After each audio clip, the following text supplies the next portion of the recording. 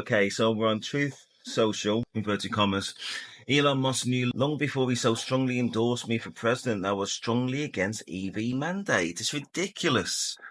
And was always a major part of my campaign. Electric cars are fine, but not everybody should be forced to own one. I don't know what he means by that. Forced to own one. Anyway, Elon may get more subsidy than any being in history, which I did a video on not that long ago about just under 100 government contracts going to his friends, going to political donors. He ain't going from that angle, but he is actually reinforcing all the criticisms. Okay. And without subsidies, Elon would probably have to close up shop, world's richest man, and head back home to South Africa. So that's about a mindset. The dog whistles that he's giving out are, I can get rid of you too. So just keep playing. And I will come back to this subject in a little while.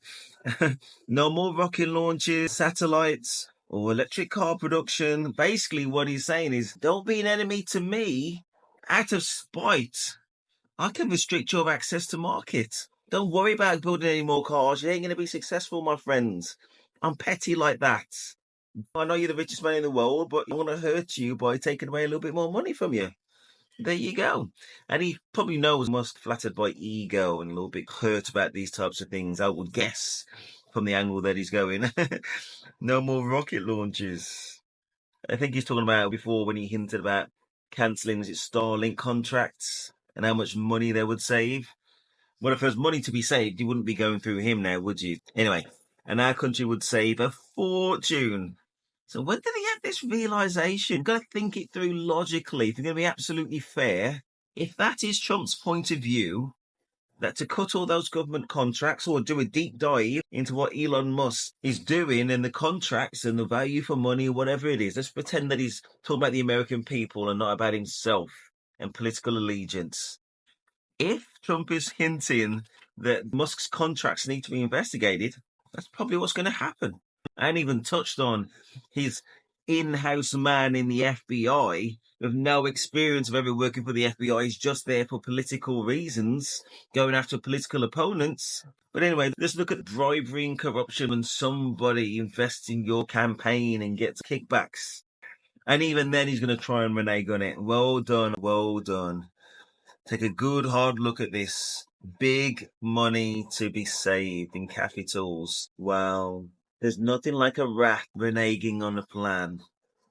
Okay, and one thing I did want to go back to was the heart of autocracy.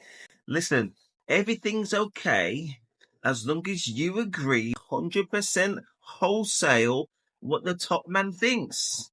And you've invested in making sure across the board he's got his yes men in every single position, including the judiciary. And your congressmen are completely useless. What are they going to do? Even if they agreed with you, even if they stood to lose for what you're saying, and they completely agree and everything, yeah, 100%, yeah, what they're going to do?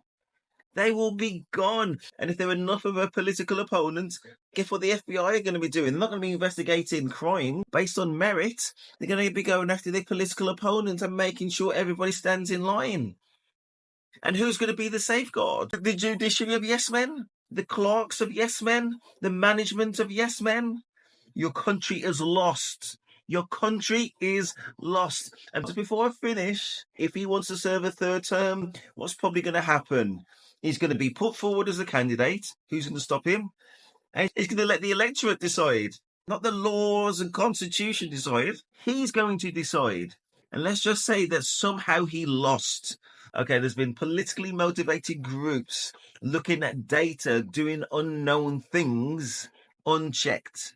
Right. Now, let's just say that some miracle Trump loses the next election. Do we think he's going to peacefully hand over power? Or do we think at minimum it's going to have to be tried in the courts? And who's deciding on the courts? Your country is completely lost. And honestly, I feel sad for you. I don't know how you can get this back.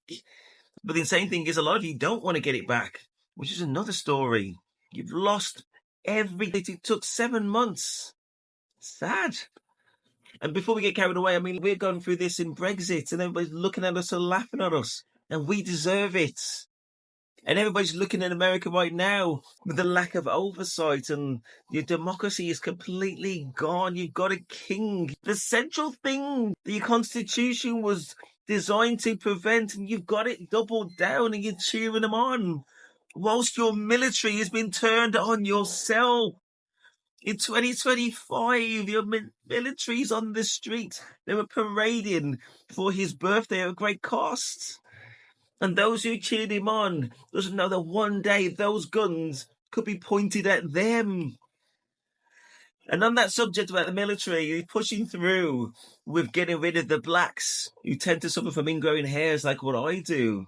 That is the mission critical reason why they're going to try and get rid of all the blacks from the military.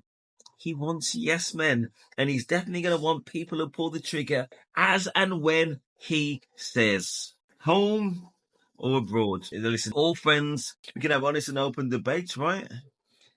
I can. I don't live in the States. If you're based in the States, can you?